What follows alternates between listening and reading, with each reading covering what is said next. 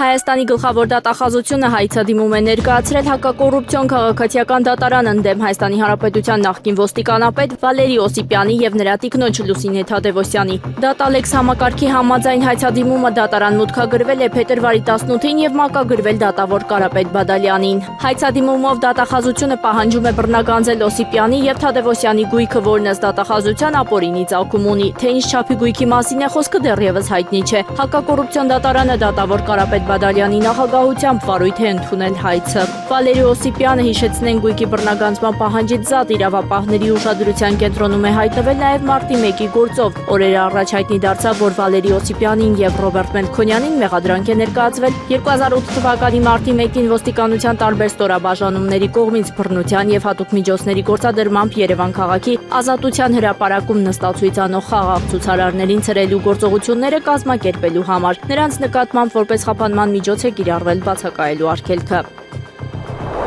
16 տարին լրացած ներգաղթային վիզայի բոլոր դիմողները պետք է ներկայացնեն դատվածություն չունենալու մասին տեղեկանք, որը պետք է տրված լինի վերջին 24 ամիսների ընթացքում եւ ներառի դիմողի ներկա եւ նախկինում ունեցած բոլոր անուններն ու ազգանունները։ Այս մասին տեղեկացնում են Հայաստանի Հանրապետությունում ԱՄՆ դեսպանությունից։ Դատվածություն չունենալու մասին տեղեկանք պետք է ներկայացնել ներկայիս բնակության երկրից 6 ամիս եւ ավելի բնակության դեպքում, ծննդավայր երկրից 6 ամիս եւ ավելի բնակության դեպքում բոլոր այն երկրներից, որտեղ բնակվել են 12 ամիս եւ ավելի 16 տարին դրանալուց հետո, ասվում է հաղորդագրության մեջ։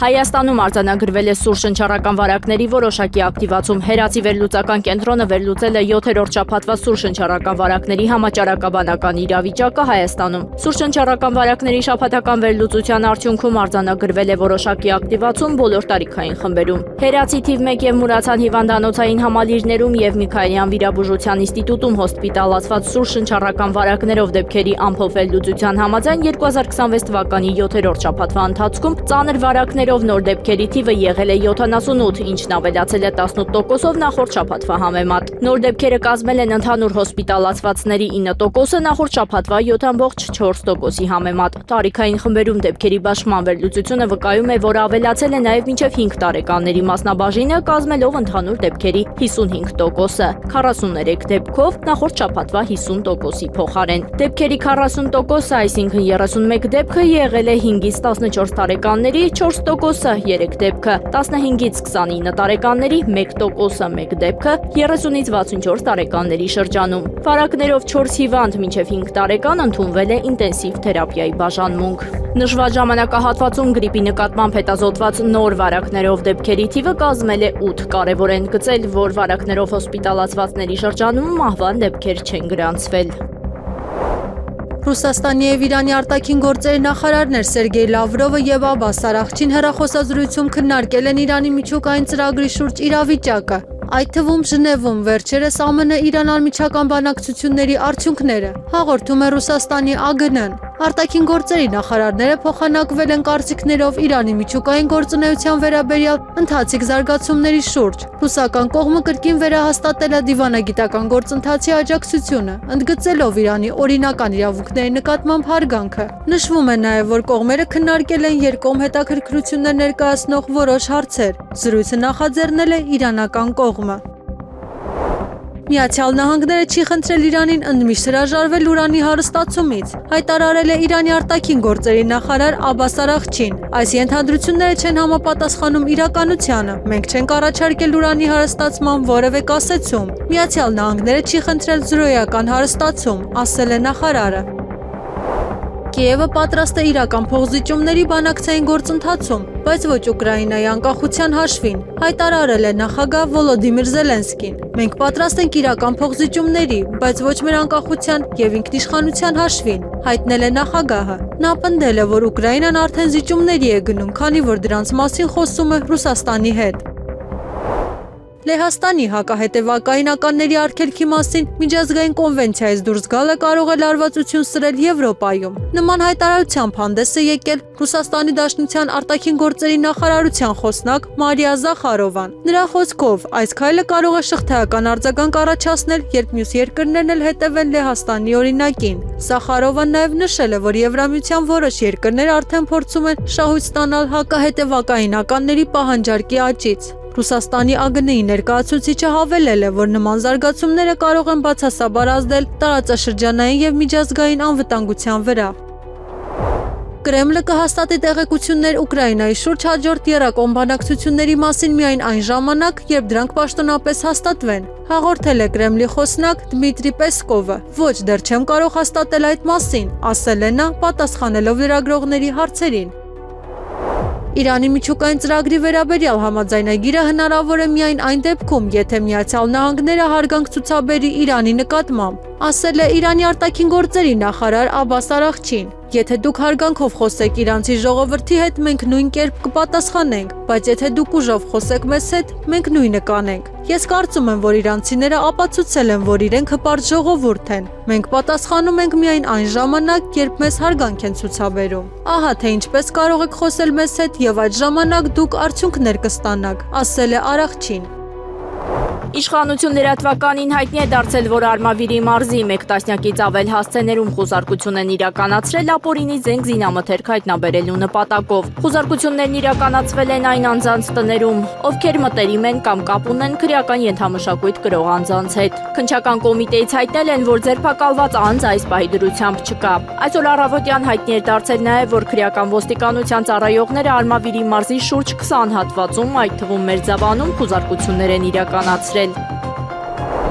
Ավարտվել է Ավստրիայում փետրվարի 17-ից 19-ին կայացած հայաստանյան Առաքելական Սուրբ Եկեղեցու ամենայն հայոց կաթողիկոսության եպիսկոպոսաց հավաքը։ Հավաքի արդյունքում ժողովականները հանդես են եկել հայտարարությամբ, որում ասվում է, որդիական մեր շնորհակալություն ենք հայտնում նորին Սուրբ Օծություն Տեր Գարեգինբա ամենայն հայոց կաթողիկոսին, ում հայրական հրավերով հայրենիքում եւ Սփյուռքում ծառայող եպիսկոպոսներս համախմբվել ենք։ Քրեական անհիմն հետապնդման պատճառով արգելափակվեց հայոց հայրապետի եւ մեր 6 եպիսկոպոս եղբայրների ելքը Հայաստան։ Արհեստականորեն ստեղծված այս խոչընդոտի պատճառով մենք հարկադրված էինք տեսակապի միջոցով ունկնդիր լինել ամենայն հայոց կաթողիկոսի հայրապետական պատգամին։ Եպիսկոպոսաց դասը խորը մտահոգություն է հայտնում եկեղեցի պետություն հարաբերությունների անցանկալի ներկայացության առնչությամբ եւ վտանգաշատ այս իրադրության մեջ կոչանում Հայաստանի Հանրապետության իշխանություններին դադարեցնել եկեղեցու հանդեպ հալածանքները, վերջ դնել շիծու մեղադրանքներին, ազատ արձակել կալանավորված 4 սրբազան եղբայրներին, քահանային, ինչպես նաև եկեղեցունի պաշտպանություն հանդես եկած հայորդիներին գործել բացառապես Հայաստանի Հանրապետության սահմանադրությամբ, ասված է հայտարարության մեջ։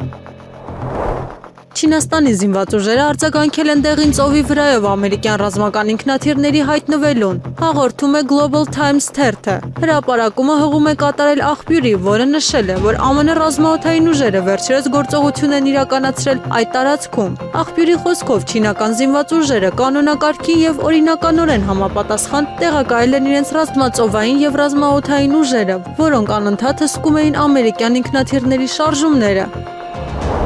ԱՄՆ ազգային անվտանգության բարձրաստիճան պաշտոնյաները նախագահ Դոնալդ Թրամփին տեղեկացրել են ԱՄՆ զինված ուժերի կողմից Իրանին հարվածելու պատրաստակամության մասին, հաղորդում է CBS News-ը, հղում անելով քննարկումներին ծանոթ աղբյուրներին։ Հեռուստաալիքի աղբյուրների համաձայն զինվորականները Թրամփին տեղեկացրել են հնարավոր գործողության իրենց պատրաստակամության մասին, սակայն նախագահը դեռևս վերջնական որոշում չի կայացրել հարվածները սկսելու վերաբերյալ։ Աղբյուրները պարզաբանել են, որ առաջիկա օրերին գործողությունների տեխնիկական պատրաստվածության պայմաններում հնարավոր գործողության ժամկետը կարող է երկարաձգվել այս շաբաթավերջից հետո։ ԱՄՆ նախկին նախագահ Ջորջ Բուշ կրտսերի նախկին օգնական Թոմաս Գրեհեմը Ռուսաստանի եւ Ուկրաինայի միջև բանակցությունների լրջության մակարդակը որակել է աննախադեպ։ Այն փաստը, որ բանակցությունների մասին գործնականում ոչինչ չի արտահոսել, խոսում է այնպիսի լրջության մասին, որը մենք նախկինում չենք տեսել։ Դա չի նշանակում, որ մենք գործարքի ենք գալու, բայց մարդիկ փորձում են, ասել է Գրեհեմը։ ԱՄՆ նախագահ Դոնալդ Թրամփը հայտարարել է, որ Իրանը առավելագույնը 15 օր ունի ԱՄՆ-ի հետ համաձայնության հասնելու համար։ 10 օրը բավական կլինի, առավելագույնը 10-ից 15 օր, ասել է Թրամփը լրագրողների հետ հանդիպման ժամանակ։ Նա մանրամասներ չի ներկայացրել այն մասին, թե ինչ կարող է պատահել Իրանի հետ, եթե համաձայնություն չստորագրվի։ Մենք կամ ձեռք կբերենք համաձայնություն, կամ մեկ այլ ձևով կստանանք այն, հավելել է նախագահը։ Ռուսաստանի զինված ուժերի գլխավոր շտաբի առաջին տեղակալ, գլխավոր գործողությունների վարչության պետ, գնդապետ գեներալ Սերգեյ Ռուտսկոյը հայտնել է, որ Լենինգրադի եւ Մոսկվայի ռազմական շրջանների զորքերը ուժեղացվում են երկրի արևմտյան սահմաններին ընդհանուր նշանակության ուժերը ամրապնդելու համար։ Նա նշել է, որ առաջնահերթություն է մնում զորքերին ժամանակակից զինտեխնիկայով ապահովումը։ Զորքերը շարունակում են ստանալ արդեն փորձարկված զինատեսակներ, որոնք արդիականացվում են հատուկ ռազմական գործողություններից ստացված դասերի հիման վրա, ընդգծել է զինվորականը։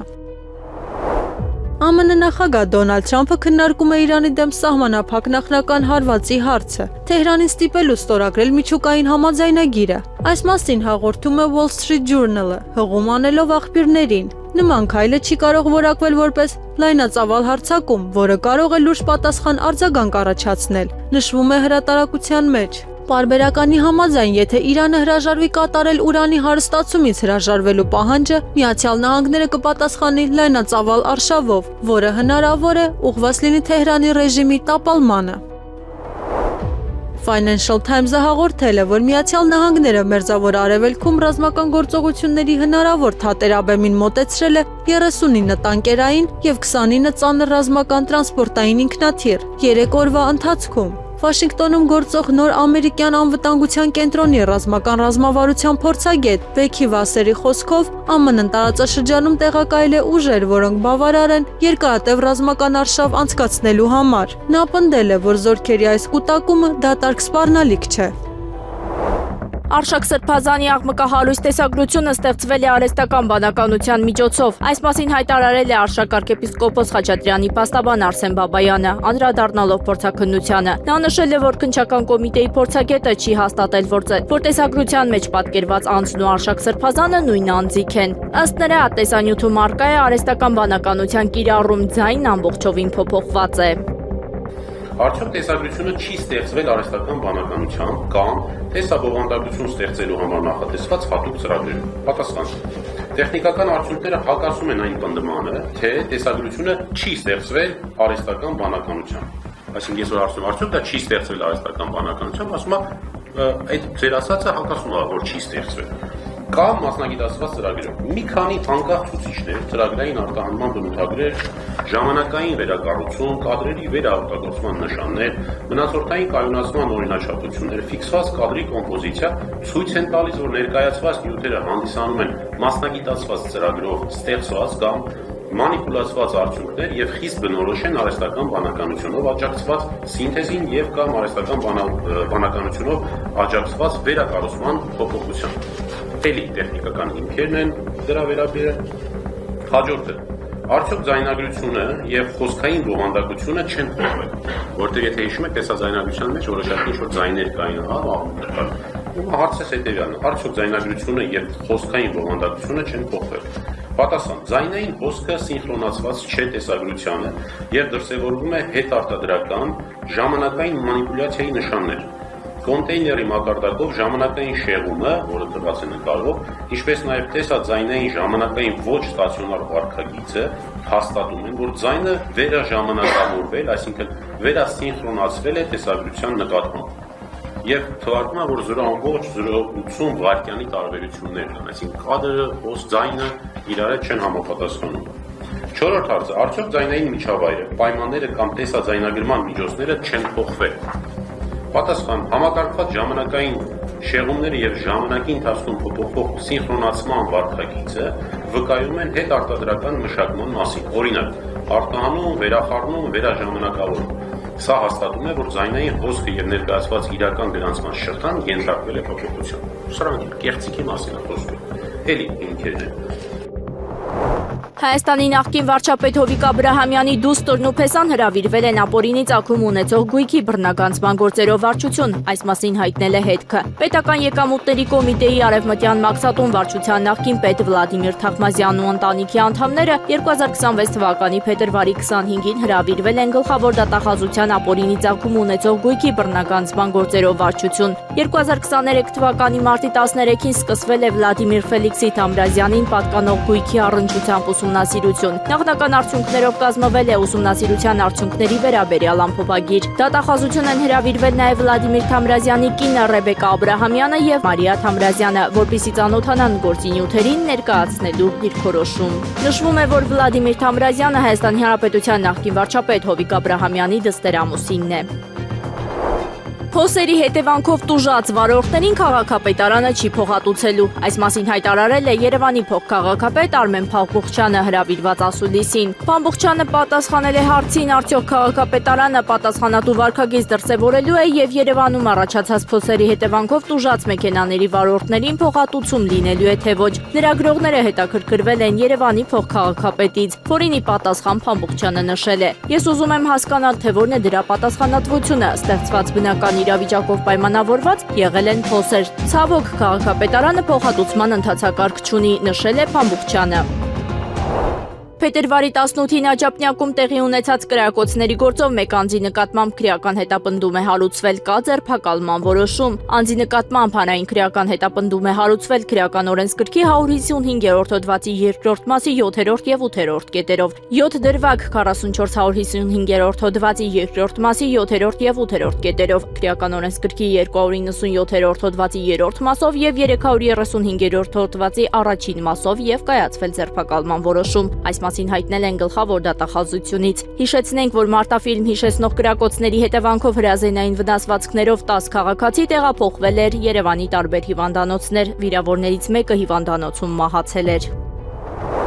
Լեհաստանի վարչապետ Դոնալդ Տուսկը կոչ է արել իր բոլոր քաղաքացիներին լքել Իրանը, այն բանից հետո, երբ ԱՄՆ նախագահ Դոնալդ Թրամփը կրկին ակնարկեց իսլամական ռեժիմի դեմ հնարավոր ռազմական գործողությունների մասին։ Իրանում գտնվող յուրաքանչյուր ոք պետք է անհապաղ լքի երկիրը եւ ոչ մի դեպքում ոչ ոք չպետք է պլանավորի այդ երկիր մեկնել, ասել է Տուսկը։ Սուր հակամարտության բռնկման հավանականությունը շատ իրական է եւ մի քանի ժամվա կամ նույնիսկ մի քանի տասնյակ ժամվա ընթացքում տարհանումը կարող է անհնար դառնալ, հավելել է վարչապետը։ ԱՄՆ-ն մտադիր է մինչև մարտի կեսերը դուրս բերել Մերձավոր Արևելքում տեղակայված իր բոլոր ուժերը, ինչը նախագահ Դոնալդ Թրամփին հնարավորություն կտա լայնածավալ հարված հասցնել Իրանին, հաղորդում է Bloomberg-ը, հղում անելով ամերիկացի պաշտոնյայի։ Գործակալությունը հայտնել է ԱՄՆ ռազմական տրանսպորտային ինքնաթիռների, լցանավերի, հետախուզական ինքնաթիռների եւ անօդաչու թռչող սարքերի ակտիվության աճի մասին, որոնք ուղևորվում են դեպի Կատար, Հորդանան, Կրետե եւ Իսպանիա։ Դրանց թվում են լցանավեր, ռազմական տրանսպորտային ինքնաթիռներ, օդային վաղ նախազգուշացման ինքնաթիռներ եւ հետախուզական անօդաչու թռչող սարքեր։ Bloomberg-ը նշում է, որ Իրանի վրա լայնածավալ հարվածը կարող է Միացյալ Նահանգներին ներքաշել Մերձավոր Արևելքում 1991 թվականից ի վեր երրորդ պատերազմի մեջ, Պարսից ծոցի պատերազմից 1991 թվական եւ Իրաքի պատերազմից հետո 2003-ից 2011 թվականներ։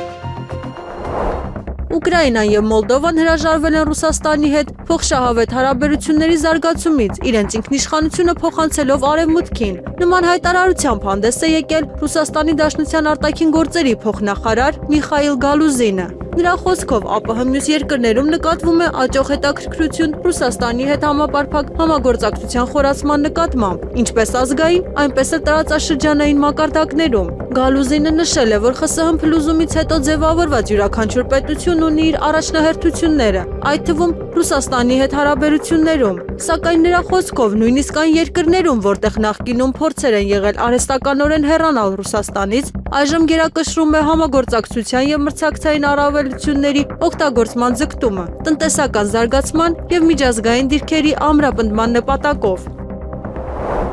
Իսրայելի վարչապետ Բենյամին Նեթանյահուն սպառնացել է Իրանին աներևակայելի պատասխանով։ Եթե Իսլամական Հանրապետության իշխանությունները որոշեն կանխարգելիչ կերպով հարձակվել հրեական պետության վրա, ես իմ ընկերոջը ԱՄՆ նախագահ Դոնալդ Թրամփին բացատրեցի այն սկզբունքները, որոնցով Իսրայելի տեսանկյունից պետք է առաջնորդվեն Իրանի հետ բանակցությունների ժամանակ։ Մենք պատրաստ ենք ցանկացած սցենարի։ Մեկ բան հաստատ է, եթե այաթոլաները սխալ թույլ տան եւ հարձակվեն մեզ վրա, նրանք կբախվեն այնպիսի պատասխանի, որ նույնիսկ չեն կարող պատկերացնել, ասել է երկրի վարչապետը։ Նեթանյահուի հայտարարությունը հնչել է տարածաշրջանում ամերիկյան ռազմական ուժի կուտակման ֆոնին, երբ զուգահեռաբար ամերիկացիներն ու իրանցիները բանակցություններ են վարում միջուկային համաձայնագրի շուրջ։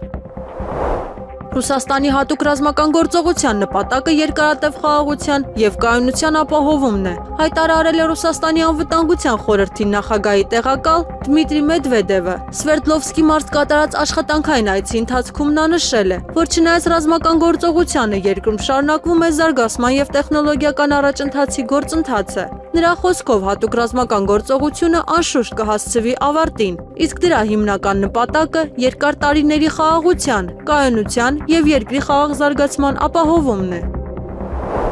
ԱՄՆ նախագահ Դոնալդ Թրամփը կարծում է, որ Իրանի միջուկային համաձայնագրի հետ կապված իրավիճակն ավելի պարզ կդառնա առաջիկա 10 օրվա ընթացքում։ Այս մասին նա հայտարարել է Խաղաղության խորհրդի առաջին նիստի ժամանակ, որին մասնակցել են մոտ 20 երկրների ներկայացուցիչներ։ Իր ելույթում ամերիկացի առաջնորդը թվարկել է իր նախագահական նվաճումները, մասնավորապես Մերձավոր Արևելքում խաղաղությունը։ Տարիներ շարունակ ապացուցվել է, որ էական համաձայնության հասնելը հեշտ չէ, բայց մենք պետք է այն մշակենք, հակառակ դեպքում վատ դեպքեր տեղի կունենան, ասել է Թրամփը նկատի ունենալով Իրանին։ Նա հավելել է, որ հավանաբար հաջորդ 10 օրվա ընթացքում կտեսնենք, թե արդյոք մենք համաձայնության կհասնենք։ Թրամփը նշել է, որ իր ներկայացուցիչները հատուկ դեսպանոր Սթիվ Ուիթքոֆը եւ խորհրդական Ջարեդ Քուշները ակտիվորեն աշխատում են այդ ուղղությամբ։ Նա հավելել է, որ նրանք լավ հարաբերություններ ունեն իրանցի պաշտոնյաների հետ։ ԱՄՆ նախագահը շեշտել է, որ Իրանին չպետք է թույլ տալ հասանելիություն ունենալ միջուկային զենքի։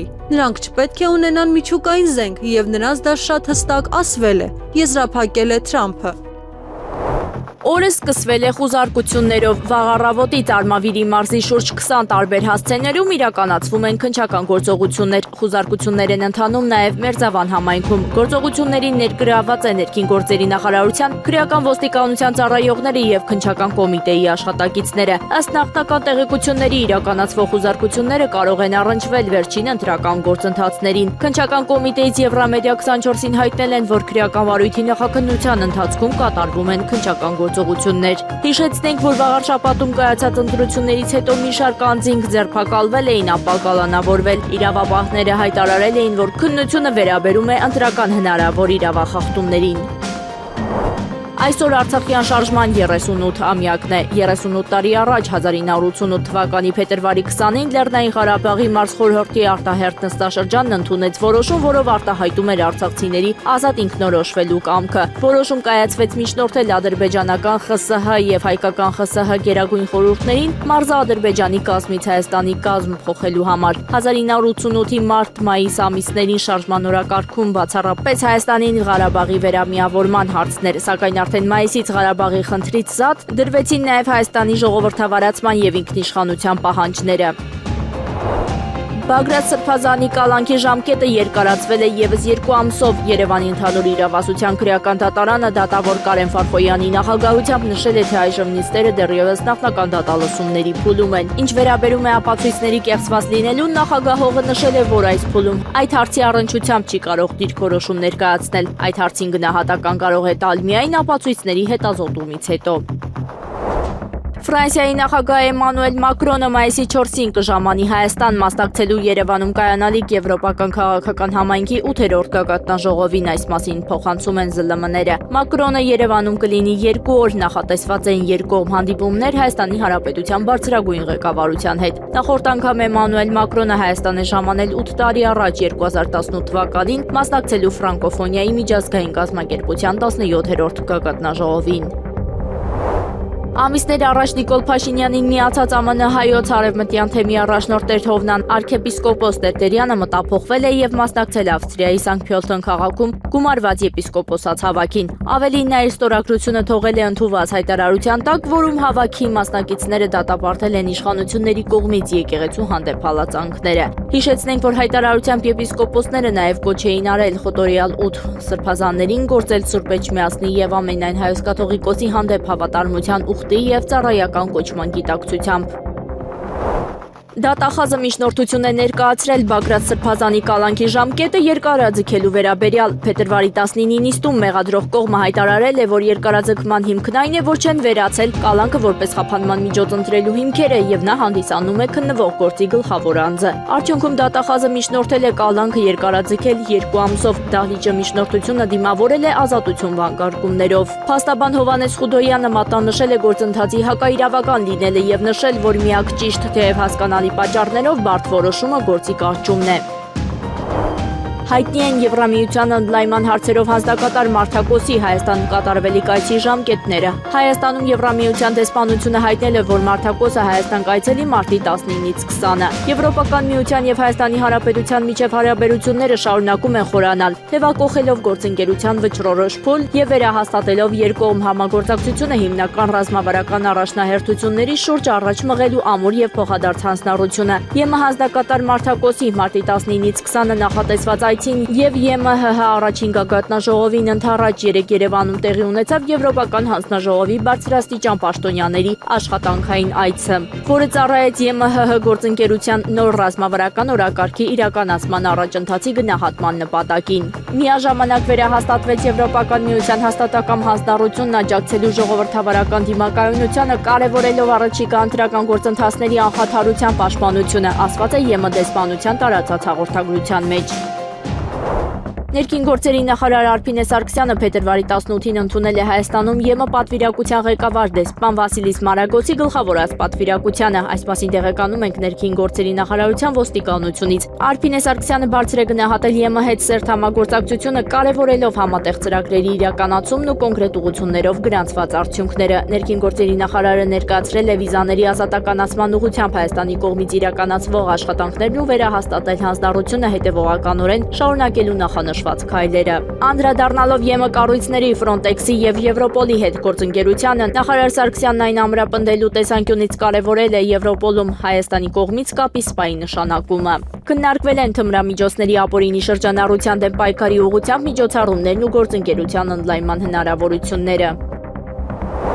Մինչև մարտի 5-ը խնդրում ենք մեր բոլոր կենսաթոշակառուներին եւ նպաստառուներին ընտրել բանկը եւ ինքնուրույն ստանալ բանկային քարտ, որի վրա հաջորդ կենսաթոշակը կամ նպաստը կփոխանցվի անկանխիկ եղանակով։ Կառավարության նիստին հայտարարել է աշխատանքի եւ սոցիալական հարցերի նախարար Արսեն Թորոսյանը։ Ըստ Թորոսյանի դեռևս 21539 քաղաքացի մնացել է կանխիկ ռեժիմում, շարունակում են ինքնուրույն անցնել եւ ընտրել իրենց նախընտրած բանկը։ Այս բարեփոխման ճանապարհին հանդիպում ենք նաեւ խոչընդոտների կանթոշակառուներ, որոնք չունեն վավեր Էլ-Փոստի հասցե կամ հեռախոս, փորձում ենք այնպես անել, որ ապրիլի 1-ին որևէ մեկը զրկված չլինի իր կենսաթոշակը ստանալու իրավունքից, նշել է Թորոսյանը։ Փոխվարչապետ Մհեր Գրիգորյանն էլ հետաքրքրվել է, թե քանի քաղաքացի անձնագիր չունի, ի պատասխան Թորոսյանն ասել է. Անուն ազգանունով գիտենք, թե ովքեր անձնագիր չունեն, խոսքը 2500 մարդու մասին է, որոնք այն չունեն, որովհետև նախկինում կարիք չեն ունեցել որևէ ծառայությունից օգտվելու եւ իրենց կանխիկ կենսաթոշակը ստացել են։ Բայց հիմա այդ անհրաժեշտությունն առաջացել է, արդեն շատերի հարցը կազմակերպել ենք եւ անձնակազմը զբաղվում է դրանով, որպեսզի ապրիլի 1-ից որևէ մեկը իրավունքից չզրկվի,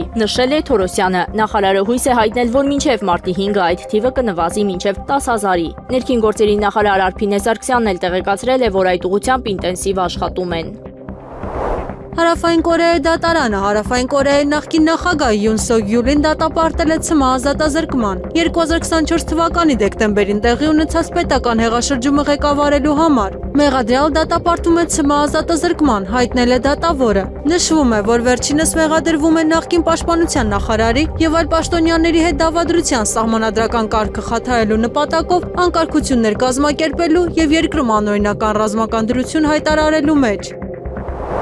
Եղանակը առաջիկա օրերին փետրվարի 20-ի եւ 24-ի գիշերը, 22-ի ցերեկը, 23-ին առանձին շրջաններում սպասվում են տեղումներ։ Նախալեռնային եւ հովտային շրջաններում անձրևի, լեռնային շրջաններում գիշերը ձյան, ցերեկը ձնախառն անձրևի տեսքով։ Փետրվարի 20-ի ցերեկը, 21-ին, 22-ի գիշերը, 24-ի ցերեկը սպասվում է առանց տեղումների եղանակ։ Օդի ջերմաստիճանը փետրվարի 20-ին աստիճանաբար կնվազի 4-ից 5 աստիճանով, Լոռիում, Տավուշում եւ Սյունիքում 7-ից 10 աստիճանով։